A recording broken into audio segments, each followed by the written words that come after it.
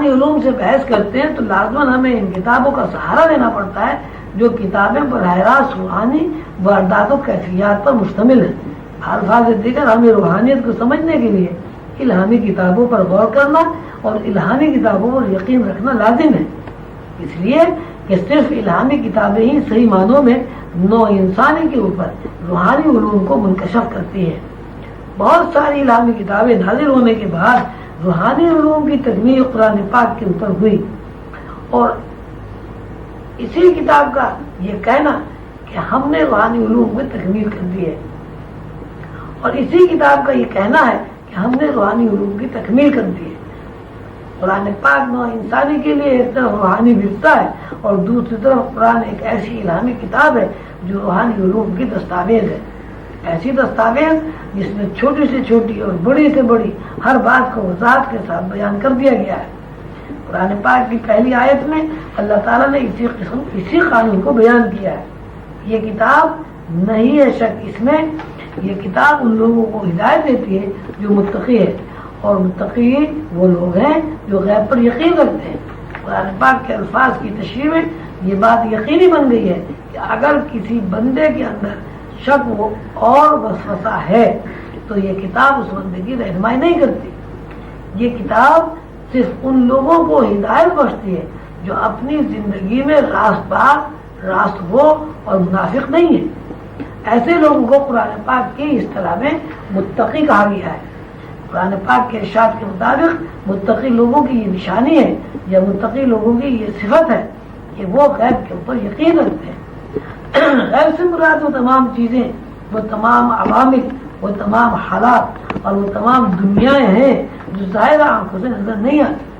قانون یہ بنا کہ غیب کی دنیا سے متعارف ہونے کے لیے غیب کی دنیا پر یقین رکھنا ضروری ہے. ساتھ ہی ساتھ یہ بات امر مسلمہ ہے کہ ان اندیکھی چیزوں پر یقین کی تکمیل نہیں ہوتی. جب تک کوئی چیز دیکھ نہ لی جائے یا مشاہدے میں نہ آ جائے اس وقت تک یقین پورا نہیں ہوتا. یہ قانون صرف غیب کی دنیا میں ہی نافذ نہیں ہے، ہماری روزمرہ کی زندگی میں یہی قانون نافذ اور جاری و ساری ہے.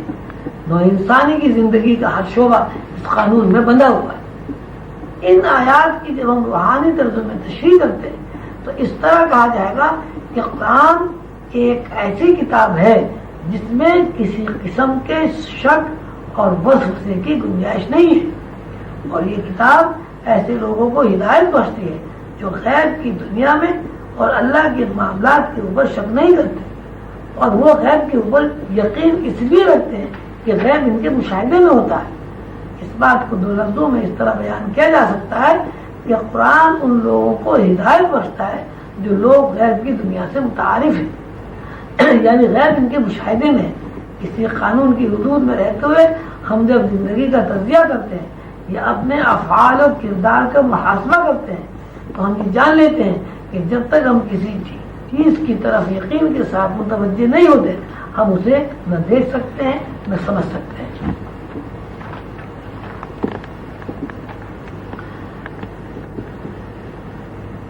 مرشد کریم قلندر بابا اولیاء اس کی مثال درخت سے دیتے ہیں. مثلا ایک آدمی کسی درخت کے نیچے کھڑا ہوا ہے، آنکھیں بند ہیں یا آنکھیں کھلی ہیں لیکن درخت کی طرف متوجہ نہیں ہوتا. ایسی صورت میں باوجود ہے کہ درخت موجود ہے اس کی آنکھوں کے سامنے نہ تو درخت کی ساخت آتی ہے اور نہ ہی اس کی نظروں کے سامنے پھول، پتیاں اور رنگ آتے ہیں. اس کے برعکس اگر وہ درخت کے یقین کے ساتھ ساتھ درخت کا مشاہدہ بھی کرتا ہے تو درخت کی ساخت، درخت کے اندر پھول، درخت کے اندر پتیاں، درخت کے اندر رنگ، سب کچھ اس کی نظروں کے سامنے آ جاتا ہے. بہت زیادہ غورطلب ہے یہ بات کہ درخت دیکھنے سے پہلے ہمیں اس بات کا یقین کر لینا پڑتا ہے کہ ہماری آنکھوں کے سامنے درخت ہے. ہم یہ بات جانتے ہیں کہ درخت موجود ہے، ہماری ادراک میں بھی یہ چیز موجود ہے کہ دنیا میں ہزار درخت موجود ہے، لیکن اگر ہم قانون کی شرط پوری نہیں کرتے یعنی درخت کو ایک حقیقت تسلیم کرنے کے بعد درخت کو نہ دیکھیں تو ہم درخت کو درخت کے روپ، درخت کے پتوں، درختوں کے رنگ اور درخت کی پھول میں نہیں دیکھ سکتے. مطلب یہ ہے کہ پہلے درخت کی موجودگی کا تصور ذہن میں موجود ہونا ضروری ہے اور درخت سے متعارف ہونے کے لیے ادراک سے ایک قدم باہر آ کر درخت کا مشاہدہ کرنا، یہی صورتحال غیب کی دنیا کی ہے، اور یہی ابتدائی آیتوں میں قرآن کی تعلیم ہے، اور یہی غیب کی دنیا سے متعارف ہونے کے لیے لوح محفوظ کا قانون ہے۔ دوسری مثال مرشد کریم قلندر بابا یہ دیتے ہیں کہ ہم ایک شہر سے دوسرے شہر کی طرف سفر کرتے ہیں۔ سفر ہم اس لیے کرتے ہیں کہ ہمیں شہر کی موجودگی کا یقین ہے۔ جب ہم سفر کر کے یعنی یقین کے سہارے پر آگے بڑھتے ہیں تو ہم شہر کو دیکھ لیتے ہیں۔ شہر کا یقین یعنی ایک شہر سے دوسرے شہر جانے کا یقین اس بنیاد پر قائم ہے کہ ہم نے شہر کو دیکھا ہوا ہے۔ ہم یہ جانتے ہیں کہ شہر کی تعریف یہ ہے کہ سڑکیں ہوتی ہیں، مکانات ہوتے ہیں، ان مکانات میں انسان بستے ہیں، شہر میں درخت ہوتے ہیں وغیرہ وغیرہ۔ ایک شہر میں رہتے ہوئے جب ہم دوسرے شہر کے لیے سفر کرتے ہیں تو ہمارے ذہن میں دوسرے شہر کا یقین اس لیے مستحکم ہوتا ہے کہ ہم نے شہر دیکھا ہوا ہے۔ یہی حال غیب کی دنیا کا بھی ہے۔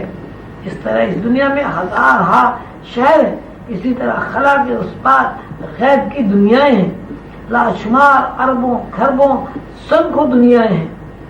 محفوظ کے قانون کے مطابق اگر ہمارے اندر غیب کی کسی دنیا کا مشاہدہ موجود نہ ہو تو ہم کسی بھی غیب کی دنیا میں داخل نہیں ہو سکتے۔ جب ہم غیب کی دنیا میں داخل نہیں ہو سکتے تو اس ہستی تک نہیں پہنچ سکتے جو غیب الغیب اور غیب سے ماورا ہستی ہے۔ اللہ تک پہنچنے کے لیے، اللہ کا عرفان حاصل کرنے کے لیے غیب کی دنیا کا مشاہدہ ضروری ہے۔ یہی وہ قانون ہے جو ہماری مادی اور روحانی دنیا میں یکساں نافذ العمل ہے۔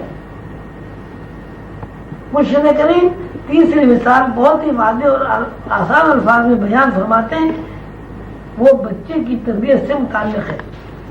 ہر بچہ ماں باپ کی بتائی ہوئی بات کو حقیقت تسلیم کر کے اس سے استفادہ کرتا ہے۔ نوع انسانی میں جتنے بھی بچے ہیں ان کی ترتیب کا دار و مدار اسی بات پر ہے کہ بچے ماں باپ کے کہنے پر، ماں باپ کی بتلائی ہوئی باتوں پر یقین رکھتے ہیں۔ یہ قانون تمام علوم پر نافذ ہوتا ہے، وہ علوم اقتصادی ہوں، وہ علوم حضوری ہوں۔ مکتب میں جب ہم اپنے بچوں کو استاد کے سپرد کرتے ہیں تو استاد اس قانون پر اس طرح عمل درآمد کراتا ہے، پہلے وہ قاعدے میں الف دکھاتا ہے اور پھر بچے یا شاگرد سے یہ کہتا ہے کہ یہ الف ہے۔ استاد نے پہلی بات جو بچے کو بتائی وہ مشاہدہ ہے۔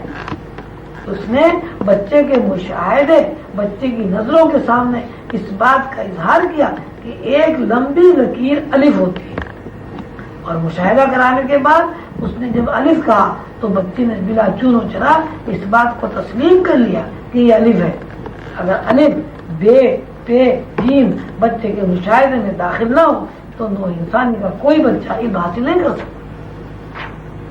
یہی قانون روحانی دنیا میں بھی نافذ ہے۔ جب تک کوئی سالک روحانی مسافر غیب کی دنیا کا مشاہدہ نہیں کر لیتا کوئی آدمی غیب کی دنیا میں داخل نہیں ہو سکتا۔ قرآن کے ارشاد کے مطابق جب تک غیب پر یقین حاصل نہ ہو جائے یعنی غیب مشاہدے میں داخل نہ ہو جائے کوئی بندہ قرآن ہدایت سے مستفید نہیں ہو سکتا۔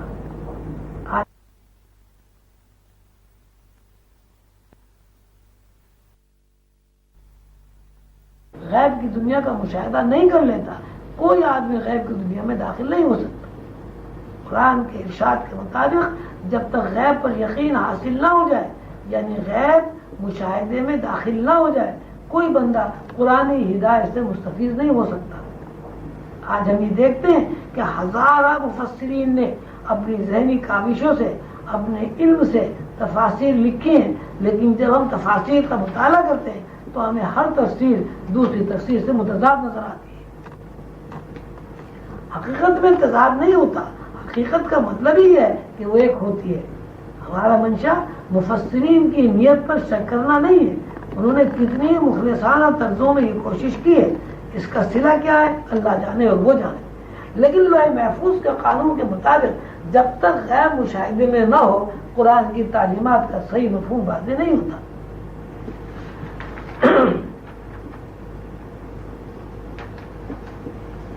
قرآن پاک صرف وہ لوگ سمجھتے ہیں جن کو یا تو حضور علیہ السلام نے قرآن پڑھایا ہو یا قرآن کی تشریح و تفسیر خود اللہ نے بیان کی ہو۔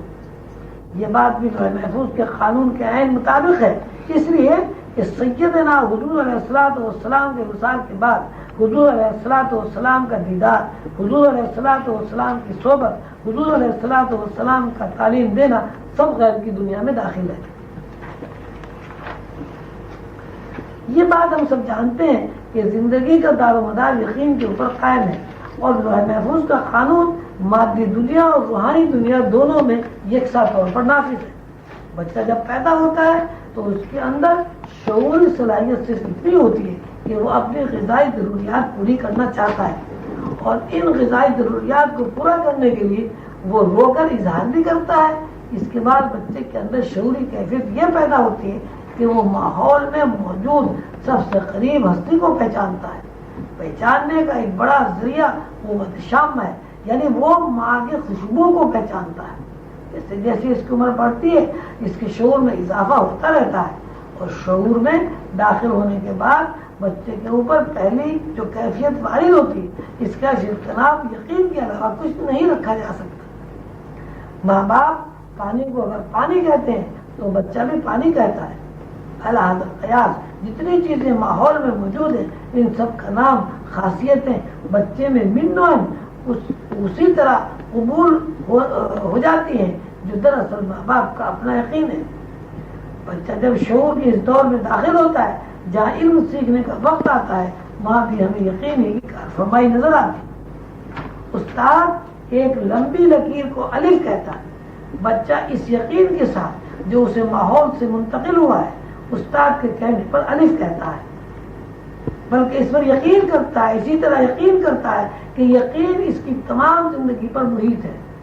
کبھی کسی نے نہیں دیکھا کہ کسی بچے نے بوڑھے ہو کر اس بات کی تردید کی ہو کہ سیدھی لکیر الف نہیں ہے. یہ کیفیت لاشعوری دنیا کی بھی ہے. اس طرح بچے کی تربیت کا سارا دار و مدار یقین کے اوپر ہے، اور ہر بچہ بتائی ہوئی بات کو حقیقت تسلیم کر کے استفادہ کرتا ہے.